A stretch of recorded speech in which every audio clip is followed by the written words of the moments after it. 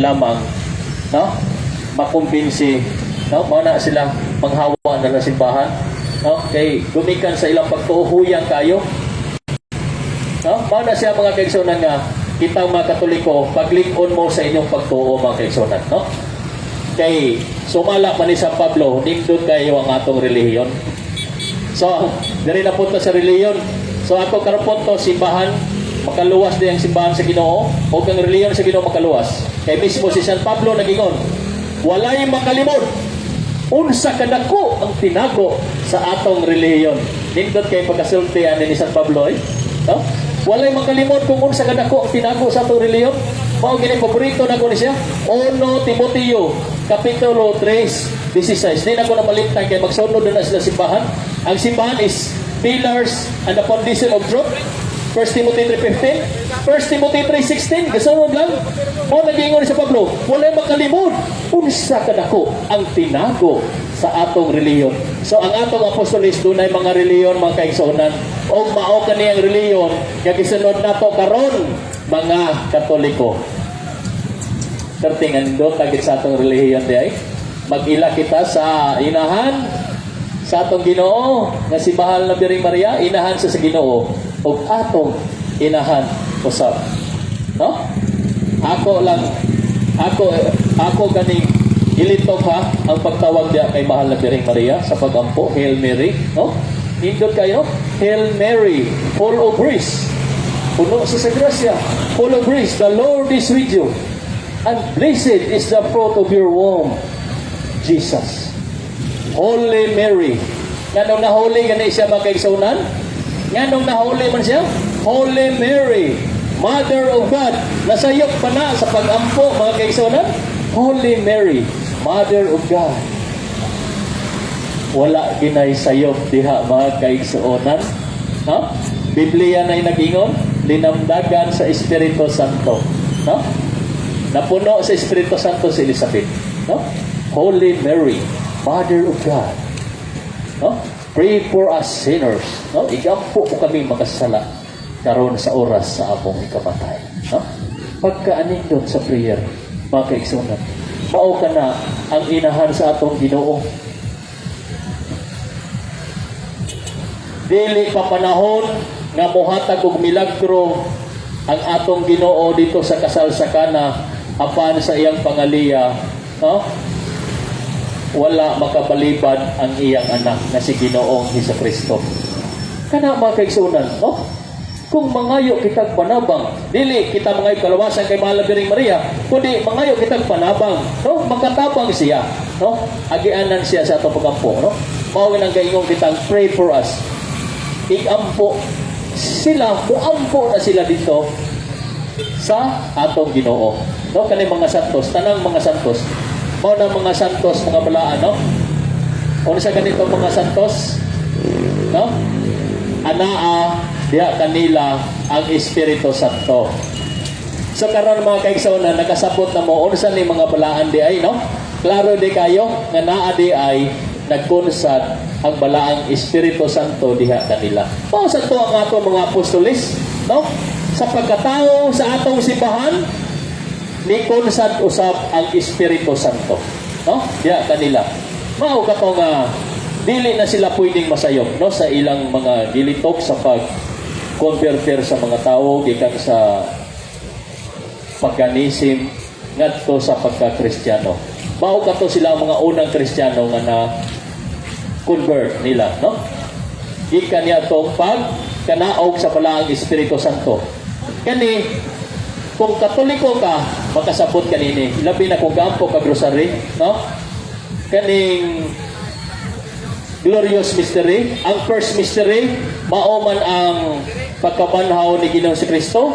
Ang ikaduhang misteryo, mao ang pagsaka ni Ginoong Kristo sa langit. O ang ikatulo, mao ang pagkanaog sa balaang Espiritu Santo. So glorious mystery ni siya, no? Kung ipadayon na to, mao ang pag-assumption ni Mama Mary ngadto sa langit, no? Yasumar nga nisaka si Mama Mary sa langit. O ang ikalima, mao ang pagkorona niya ngadto sa langit. So kana ba kaigsuonan, ana tanan sa Biblia, wala na ingon nga gihipo-hipo ra na namo nga pagampo, no? Diri sa simbahan Katoliko, kaniadto pa kini ana kini pagampuha. Ginganlan magani ni siya Salter of Mary masiguro ni siya. So una gipanganlan ni siya before ni siya gitawag og Rosario, no? So mao na siya mga kaigsunan ang atong pag-ampo nindot kayo, no? Kay kung nag-ila ka nga inahan si Mama Mary, inahan sa Ginoo, ginahan sa atong Ginoo, inahan sa atong simbahan, no? Dunay lamdag sa Espiritu Santo mga kaigsunan. Dili pwedeng masayop, no? Mao ka na ang pagpanudlo sa atong simbahan. So, kung piring nga simbahan, naghatag og kapatoran nga no mangita pamanta og simbahan nga dili makaluwas kay sumala nila walay simbahan makaluwas gawa sa simbahan Katoliko mao nilang isulti walay simbahan makaluwas. Ako ni ko musumpa ka na walay simbahan makaluwas, tinuod ka na wala gyud simbahan makaluwas basta dili tinukod ni Ginoong Jesucristo, no? Kay usa naman tinukod ni Ginoong Jesucristo nga simbahan mao lamang Katoliko. So kung moingon sila nga walay simbahan makaluwas, tinuod pa di gid makaluwas sa simbahan basta tinukod lamang sa tawo mga kaigsunan. Walay relihiyon makaluwas, dili gid makaluwas sa igsoon ang relihiyon nga tinukod lamang sa tawo. Tinuod ka na mga kaigsunan. Apan ang relihiyon nga tinukod sa atong Ginoo makaluwas mga kaigsunan. Kaya nga to mga apostolis aduna man sila mga relihiyon. So kana mga kaigsunan, daghang salamat kami ang mga membro diri sa Catholic Faith Defender diri sa Cebu, City Cebu mga kaigsunan. Daghang salamat kaninyo nga naminaw, no? Daghan pa kayo may i-share. Pero kung gusto gid mo magkakat-on sa atong pagtuong Katoliko mga kaigsunan, tuna kitay Bible sharing matag Lunes dito sa San Jose Recoletos mga kaigsunan. Matag alas 7 sa gabi. Kada Lunes kina mga kaigsunan, no? 20 ka na katiba. So, every Monday ko ma-perfect din mo kada Lunes, nalukop na ni mong 20 katiba mga kaigsunan. So, pwede mo mo dyan dito mga kaigsunan, no? Katoliko, manunday Katoliko, gusto mo mag-exusing sa ato sa pagtuong Katoliko, no? Ang buhing pagtuo. Gamito na sa nako ng buhing pagtuo, no? Kaya ang buhing pagtuo, kompleto na mga kaigsunan. Pagtuo, paglamo, paghigugma, no? Pagtuo nga doon ay buhit. Pagtuo nga dunay buhat usa ka pagtuong buhi mga kaigsunan. Mao na nga ang Katoliko gitawag nako nga pagtuong buhi.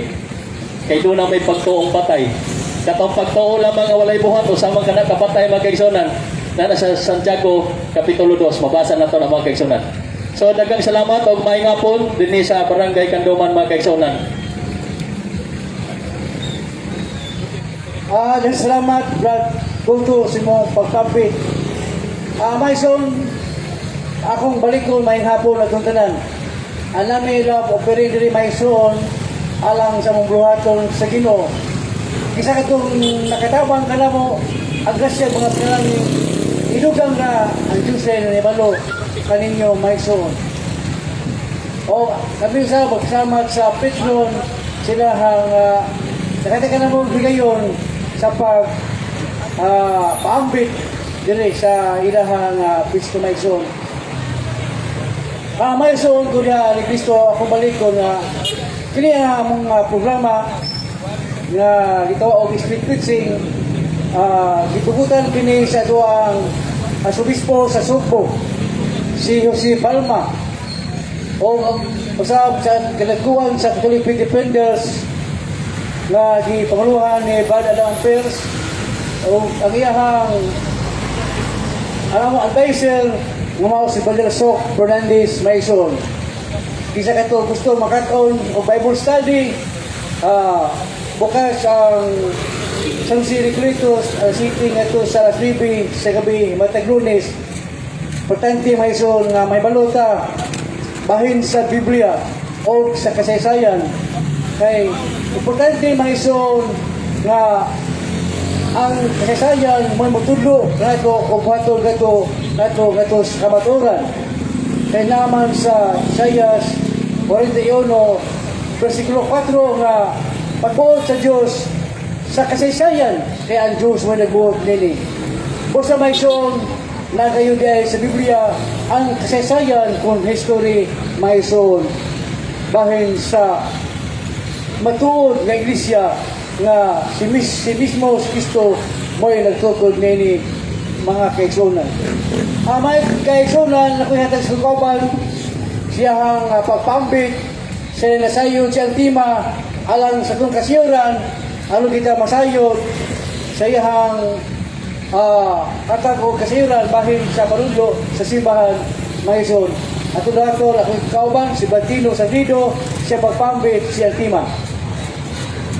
Maraming salamat, Brad Hill. Nga mayong hapon itong tanan. Mga sunan ko, mga tindira, yung mga taga-lumat, yun nga taga-dinhi. Tanduman, no? Ang Gawi City, Barangay Tanduman, no? Mayong hapon itong tanan. Yung man sa mga viewers, no? Hindi na, tinaganap itong viewers na no? Hindi ito mamanong-mensyon, no? So, muna ko, mayang hapon itong tanan. So, padayon ta sa pag-ambit o pag-sharing sa pagtulunan sa atong simbahang Katoliko. Mga basic lang na mga pagtulunan, no? Na atong ambitan, na atong nandan na nabuhat o obligasyon, labi na gini siya adlaw nga Domingo. So mga musta ta, no? Sa itong mga eksunan nga mga tindiro, o taga-Tanduman, barangay Tanduman, nga kumusta naman mo, no? Adlaw marong Domingo. Nakasimba na ba ang mga Katoliko? So ay mo kalimong pagsimba. Usahay malimtan na ito mga Katoliko sa pagsimba. Sige lang tayo, pagwarta o paginabuhi, no? Muna nga, atong obligasyon na pagsimba sa adlaw ng Domingo. Muna, kinsa may nakasimba nun? Isang tamok. Apil ko isa, kaya simba naman ko. Kapag nasa atbang diya, mga tinira ay mo kaulaw. Ba? Anis lang, kagto nakasimba. So, pinakabuhok. Ang nakasimba, isang kamot. Suwang man naman. Kaya mga customer, ikaw sister. Papa, ako na. Oo. So, ang upan man, mangisa ang upan. Siguro gamay lagi, siguro malimba, siguro gamay na makasimba ron. Diba? So, mauna yung ato obligasyon, no? Ang simbahan Katoliko, nagpahinumdum na nato na ato obligasyon ang pagsimba sa adlaw nga Domingo. Daga kay teksto diha nganong kinahanglan ta nga magsimba sa Ginoo. So kini pagsimba sa adlaw nga Domingo, sa man ni? Sugo ba ni sa tao? O sugo sa Dios? So atong tubaga na sugo kini siya sa Dios. Ang pagsimba sa adlaw nga Domingo. Pero matod pa sa mga dili Katoliko na bilang na mahuway sa Sabado, ang pagsimba ko sa adlaw ng Domingo, dugo ko sa tao, dugo ko sa Santo Papa. So sayop na siya mga pagsabot diha sa Biblia. Kung dili, ang adlaw ngay pagpahulay, sugo kini siya sa Ginoo. Ingon man sa pang Domingo. No? Una, mag-iskot ka mag-iskot diha sa Biblia, pwede managanang teksto sa Biblia, brad. Na dili kini sugo sa tao, o dili sa sugo kini sa Dios. Muna nga ang Dios na kinagsugo. Niya kita tao raman ta. So willing ba ta sa pagtuman ni ini? Atong tubag, willing ta sa pagtuman ni ini. Kay sugo man ni sa Dios. Sugo may gusto gining kanan pakalos, no? Kaluto. Mutahol pagay ta. Nung ginig ta mutahol, suguhon ta sa atong gining kanan. Kasapang taon, di ba?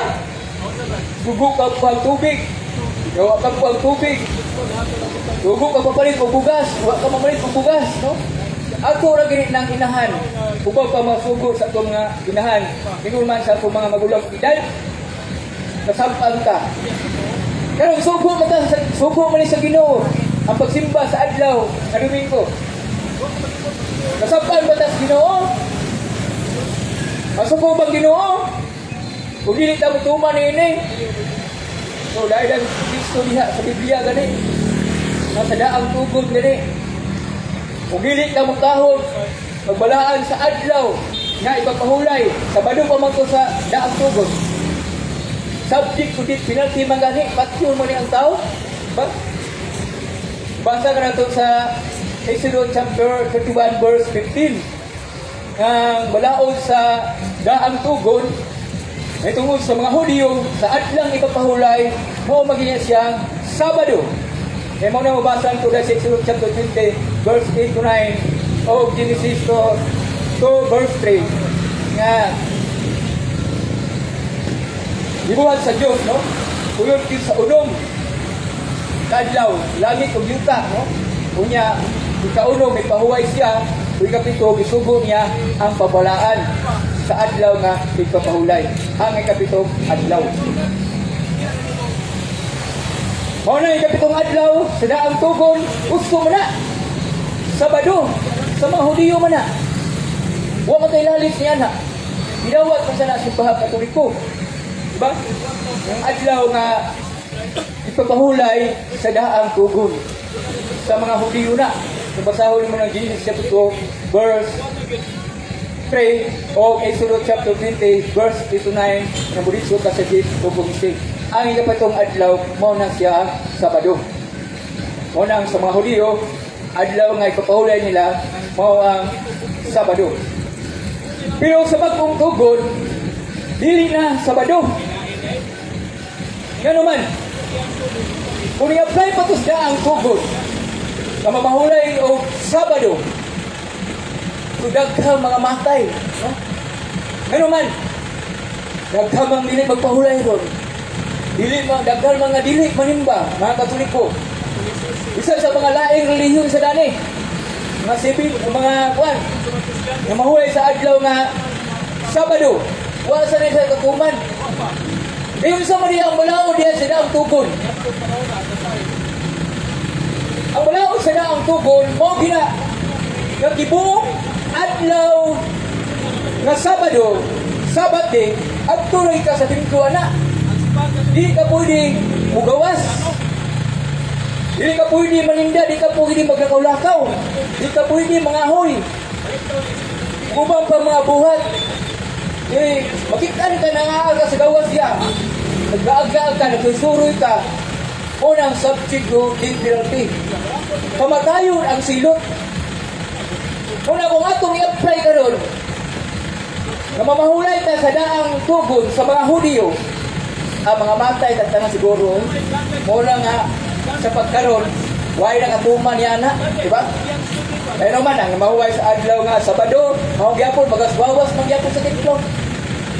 Magaswawas, yapon simbahan, makita ang yapon mo dia, nga mangumpra. So, stricto kayo ng balaod sa daang tugon, alang sa mga Hudyo. Muna nga, sa daang tugon, huwag lalis, Sabado, adlaw sa mga Hudyo. Pero, ari na sa mga Kristiyanos. Nagpabanayon pa ba ang adlaw ng Sabado alang sa mga Kristiyanos? Atong tubag na wala na magpadayon. Kung isa may basihan na ito niya na, Brad, nga mabasa sa Biblia, na wala na magpadayon. So, nasa Mateo 1, 12, Mateo 12, 1 hanggang 5, buhat Isaiah 13, nga mga apostolis ng gawas sa adlaw may pahulay nga Sabado dito sa templo niya nangutod sa sila mga uhay ang mga apostolis sa maong adlaw nga ipapahulay. Unya, gidili mo na, Brad. Diba? Ang adlaw nga ipapahulay sa mga Hudyo, magawas niya sa templo kung magbuhat ka bisag umisa. Ingon naman sa Bagong Ginoong Kristo, Juan 5:8, Juan 5:18, ang atong Ginoong Kristo, nag-ayo siya sa masatikon. Niya iyang ipadalaog, balik sa iyang higdaan. So, dili man na pwede sa adlaw nga ipapahulay sa mga Hudyo. Muna Juan 5:18, samot kasilag ang mga Hudyo sa atong Ginoong Kristo. Dili lang gilapas yung adlaw nga ipapahulay, kung dili ingon pag siya ang Diyos iyang amahan, unya gipakasama pa niya kagaling ingon nga kapantay sa Dios. So mao na atong Ginoong Kristo wala na gali magpalaan ingon man sa mga apostoles. Ug human gingali sa pagkabanhaw sa atong Ginoong Kristo, wa na kay mabasa diha sa Biblia brad. Nga mga apostoles, ingon man sa Kristo, ingon man sa pagmatutuo, pagdagan sa pila ka mga katuigan, nga mga Kristiyanos na mahulay sa adlaw ng Sabado. Wa na kay mabasa niya na ba't mo masabang mga apostoles. Ano man, Kristiyanos naman ta, yung sa may gabasihan na to, sa adlaw may papahulay, mao nga ang Domingo na mataro. Kung dili, Kristiyanos ta, o kini, pagbuot kini ni Kristo. Pagbuot kini siya sa Diyos. Ano, kinsa man diya pagbuot, brad, sa adlaw may papahulay, diha sa bagong tugon. Walain kung dili ang anak sa tao mao'y magbuot yun sa adlaw ngay pahulay. Mateo, Marcos, chapter 2 verse 28. Ang anak sa tao mao'y magbuot sa angay nga buhaton sa adlaw ngay kapahulay. So, may tungod diya sa adlaw ngay pahulay. Kung masahol mo ng Marcos chapter 2 verse 8, ang anak sa tao adunay gahom o katungod, autoridad, kapangyarihan na mao'y magbuot kung sa'y angay nga buhaton sa adlaw nga sa pangulay. Muna mga Kristiyanos sa mata, so Domingo na yun. Kaya naman, wa naman naging mabasa ni mo diha, brad, na si Kristo, yung man sa mga apostoles, nagpahulay pa sa adlaw ng Sabado. Human sa iyang pagkabanhaw. Muna sa simbahan Katoliko, dipili ang adlaw o Domingo uyon sa kabutong sa Ginoo. Kay mauni siya ang pagkabanhaw sa atong Ginoo Hesus Kristo. Maunang pabasa na to diya sa Mateo 28, uno hangtod sa 9. Nawa na'y sulod ang lutnganan sa adlaw pahulay. Adlaw o Domingo, unang adlaw sa semana, magduaw sulod ka Maria, nangat ko sa lugmanan, wa na'y sulod. Kung nini ikaw na, nabanhaw na ang atong Ginoo. Kanya, verse 9, dito sa Galilea, dito na ikabalag atong Ginoo sa Kristo.